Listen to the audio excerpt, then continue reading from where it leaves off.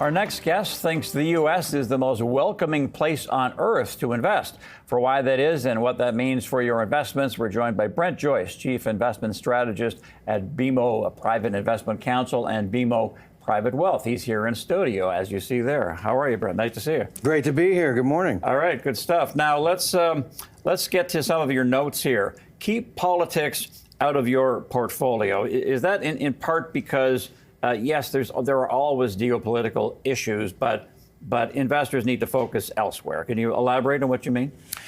Yeah, last year I think is a classic example of that. There was so much volatility in the headlines.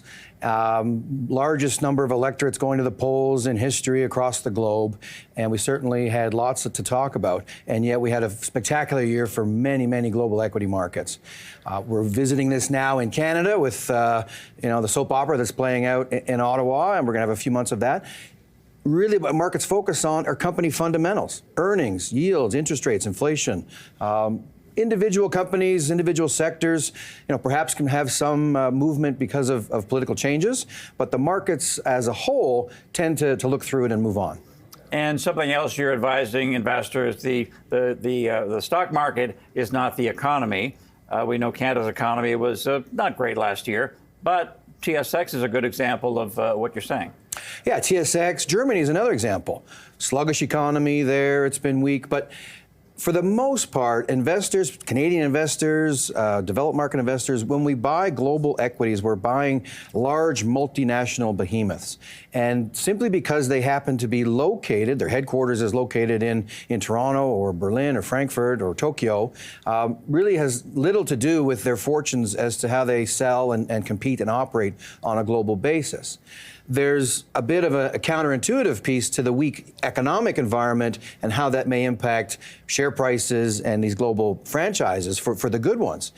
We have lower interest rate environment, lower inflation environment in Canada. We have a currency that's weakened. All of that is actually a boost for exporters, which is a big chunk of what's in our TSX. Same thing can be said for Germany. Now, Brent, we're hearing the term quite a bit, U.S. exceptionalism. You have a different take on that. You call it global exceptionalism. How come? Yeah, it's related to that theme that the largest companies on the planet are global players. And if I'm a CEO, CFO, and I look at where can I set up shop historically, the U.S. has been a very attractive place and a welcoming place for capital.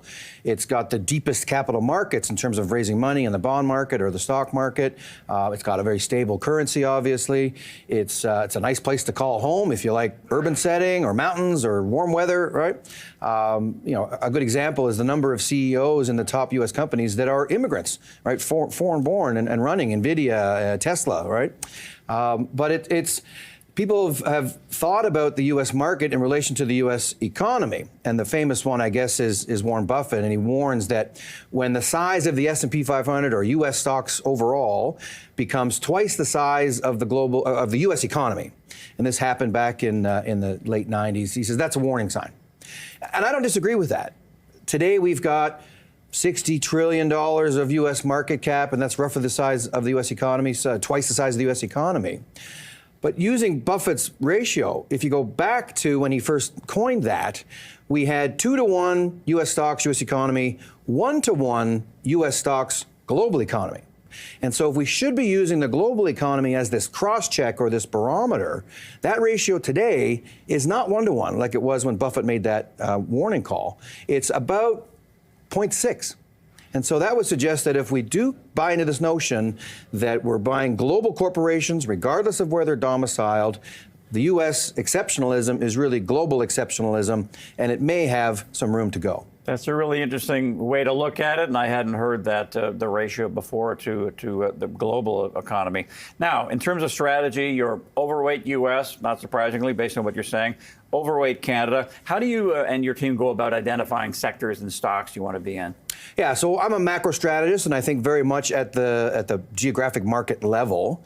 And it really is an opportunity from all we've talked about in the U.S. We do think there's runway there. It's not cheap for sure, but it is home to some of the most exceptional businesses.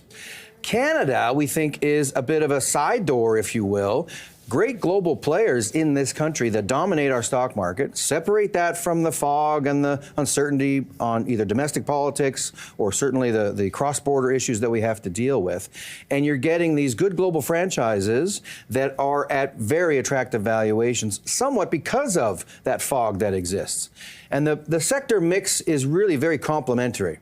Technology and healthcare dominating in the U.S. And in Canada, we've got the cyclicals in the energies and the financials and the materials that are certainly running today.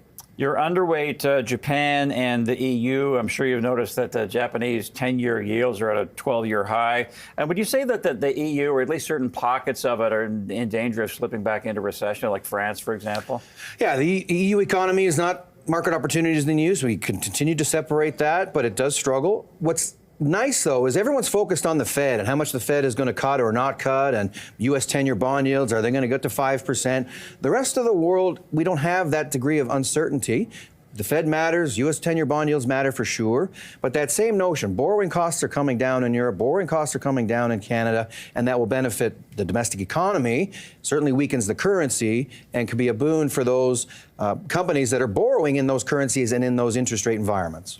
And just lastly, emerging markets, you're underweight there. Is that primarily because of a stronger U.S. dollar hurts emerging markets? Is that the main crux? Or this one's up on the hoist. We've been underweight emerging markets for quite some time, not zero weight. All right, so our underweight is about half of where we would normally be. For an all-equity portfolio, we look at 7-8% emerging markets, and we'd be sitting in the 4-5 range. When you think about U.S. dollar, nothing goes forever, particularly currencies. Things don't, these things are always relative pairs. And so with the U.S. dollar strength that we've seen, perhaps we start to see that cool and turn over, and that would be a boon for emerging markets. They are by far cheap, certainly when you look at the Chinese component of emerging markets. So it's starting to get a little bit interesting to us. We haven't been completely naked there, and it's a question of keeping a close eye. All right, good insight today. Nice to see you, Brent. Good to see you, Mark. All right, good stuff. Brent Joyce, Chief Investment Strategist at BMO Private Investment Counsel and BMO Private Wealth. Now, coming up,